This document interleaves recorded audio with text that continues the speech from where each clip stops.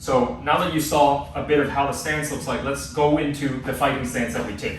So remember that in karate, our hands are not up here like this, okay? Like in boxing or in Muay Thai or anything like that, because we're holding weapons, right?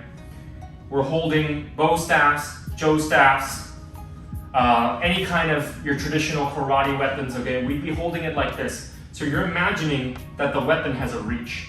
That's why our stance is like this. Or that's why our karate stance is like this. We're not gonna, start punching somebody from here. We're not gonna do our karate from here, okay?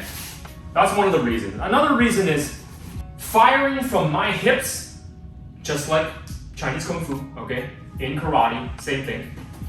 Firing my punches from my hips is where I want to be. I don't want to have my hands up like this, where it's like boxing or Muay Thai, and I'm throwing hooks like this, or I'm throwing jabs from here like this. All the power and all the speed is gonna come from my hips and my feet. From a static position, okay?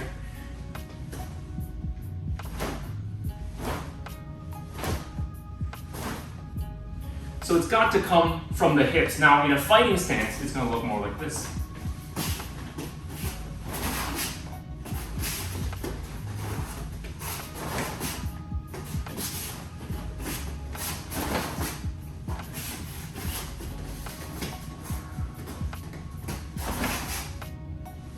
So you see how I have a slightly hands down approach when I'm in my karate stance, because I want to cut down that lag time between when I'm going to punch and when the punch is actually going to land.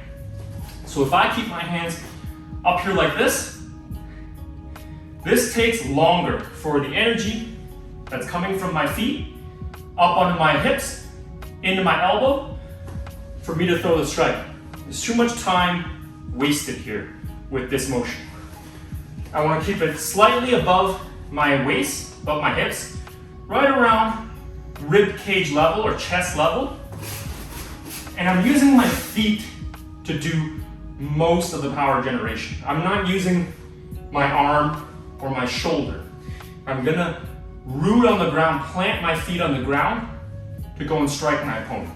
This is our fighting stance and why we do it this way.